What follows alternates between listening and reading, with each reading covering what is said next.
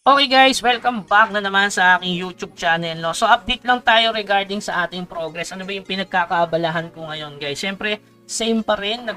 Nagko-quest ako para makakuha ng glittering para sa goldings. Tapos, yung lahat ng pinarm ko sa MS, siyempre kapag shard, glittering pa rin. Kapag SP, summon pa rin. Kapag naman Asian coin, ayan, light essence at saka clan token. Yung blue dragon statue, ganun din. Light essence kasi kailangan ko ng tier 3 etong Violet Mist Art at saka yung Northern Profound kasi Toad Transform na ako para makuha ko yung another slot sa Mystical Piece guys. Ito kasi kailangan nyo dito ipa-level yung Tower of Victory ng stage 19. So paano ba ma-upgrade nyo? Yun nga yung kailangan.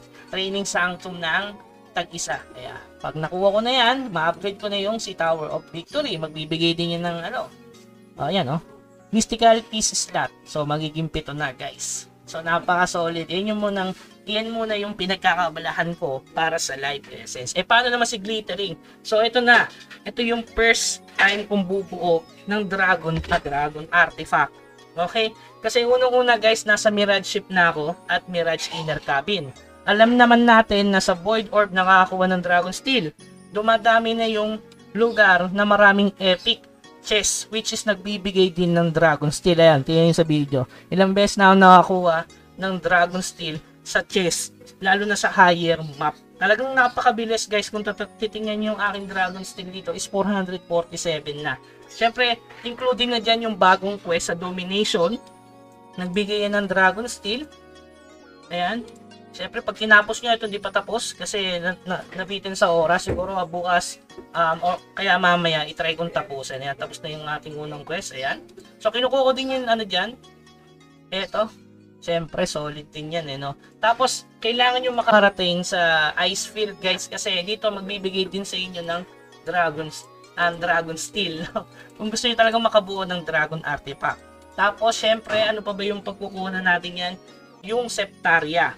Hell Raid, isa na din yan at saka makakuha kayo ng Eternal Steel doon para mas mabilis yung makrap. Kasi katulad ko, meron na akong 13 pieces na Eternal Steel kasi nga hindi ako nagmamadaling bumuo Isipin nyo 13 pieces times 5. Parang nagkaroon na rin kayo ng 65 pieces no? Na Dragon Steel doon.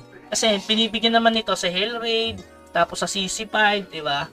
Kaya shortcut yun para mabuo nyo agad yung Dragon Artifact. Hindi nyo kailangan mag-ipon ng 650 kapag may reserva na kayong materials. Kaya kasi noon, kaya natagalan ako guys, syempre, nag-upgrade ako ng aking legendary.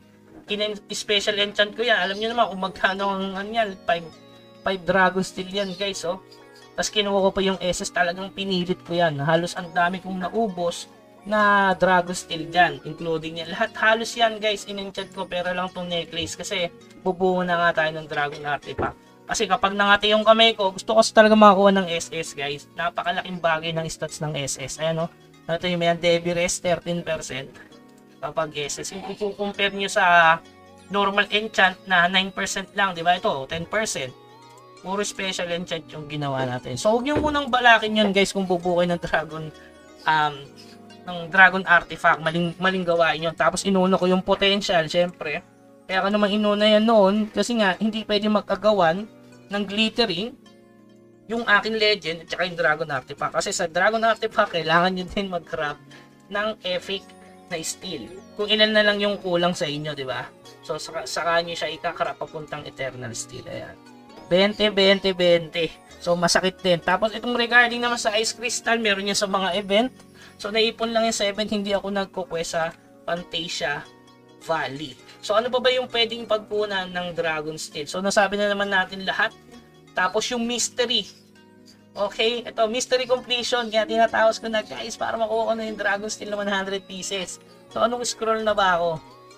Nasa scroll 3 na ako, guys. Matatapos na 83% na, So, 3 scroll na lang, tapos na ako dyan. So, napakadali lang nito.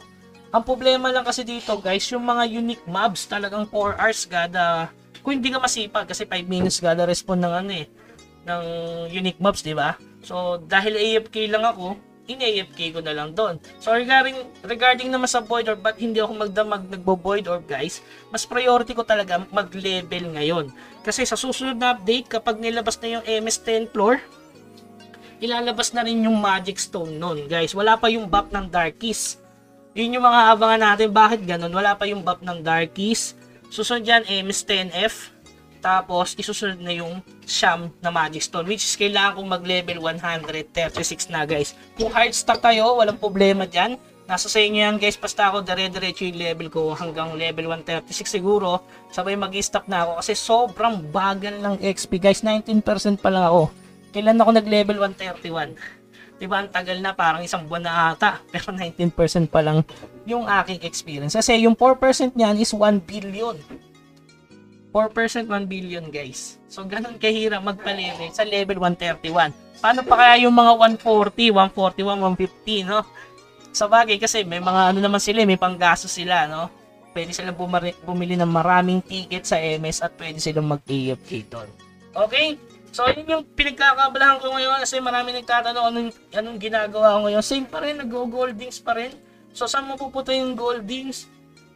Binibili natin yan ng ng pang-codex yan, no? Nag-ano pa rin tayo dito, nilalagay ko lang yung ganun pa rin yung technique ko sa alt, ginagawa ko rin sa main, pero pili lang syempre, hindi pwedeng, halimbawa, ang dami ko dito mga ganito, marami akong ganyan, katulad niya, igaganyan ko yan, hindi guys, wag.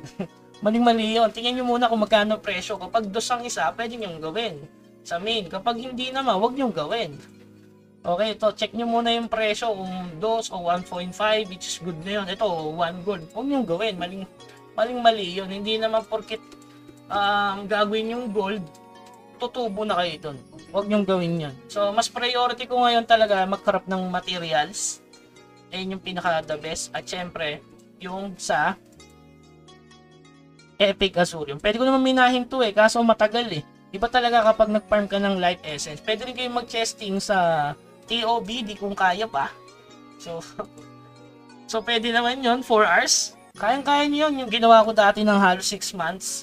So ma-upgrade nyo yung Mystic dyan. So yan, pwede kayo mag-priority ng Mystic kasi sobrang dami na nating Divine Oil of Blessing. Kasi sa Mirage din, di ba?